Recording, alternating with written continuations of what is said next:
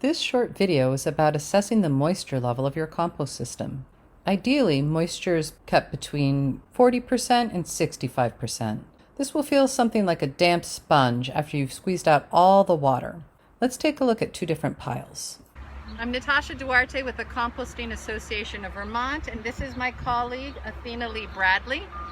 She's with Wyndham Solid Waste Management District, and we're going to be looking at different compost piles and diagnosing what might be wrong with them. And so we'll be talking a little bit about the problems we see and how to fix it. All right, so I'm going to bring the shovelful that I took out of this pile here right up close to the camera. You can see, first of all, this is like a whole corn cob husk that's probably too big. It's going to take a lot longer to break down, and it's got this hard knob on the bottom.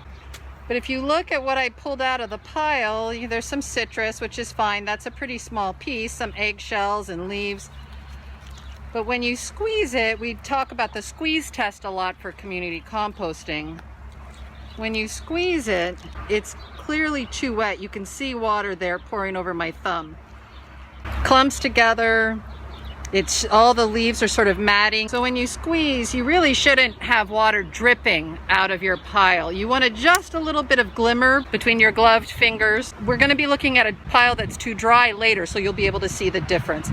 So what you would do is add some of that dry carbon and really aerate it. So turn it so you can get the drier carbon mixed thoroughly with all of this wet material. One of the issues with a pile that's too wet is the microorganisms are oxygen loving, right? So this is an aerobic process, which means it needs oxygen to function. And so the microbes actually drown. So you're actually killing off all of the beneficial decomposers that are doing the hard work in your compost pile. This pile is a too dry pile. So one thing that can happen is that you can have a dry pile with little pockets of anaerobic wetness sort of mixed in between the dry.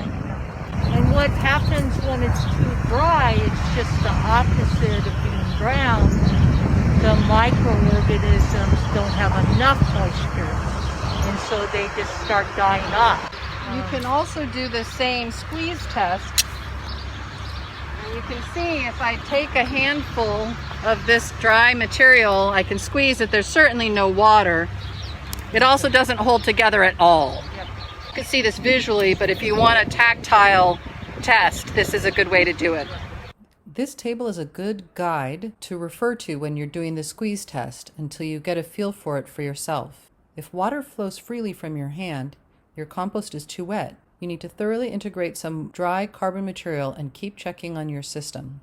If a few drops of water show between your fingers, the system is at the high side of the optimal range. Keep an eye on it, especially if you add a large volume of wet food scraps. If your fingers glisten a little bit with moisture, or the compost stays in a ball shape after you squeeze it, this is right in the middle of the optimal moisture range. If a ball forms when you squeeze it, but the compost easily breaks apart, this is probably on the lower end of the optimal range, so keep an eye on it and don't forget to water your system if you're having dry weather. If you squeeze your compost and no ball forms at all, and then when you drop the compost, a dry dust remains on your hand, your system is too dry. Decomposition will slow or stop altogether if you don't add water, food scraps, or other wet material. If you have any questions, feel free to contact one of us and be sure to refer to the other tip sheets on the NERC website. Happy composting!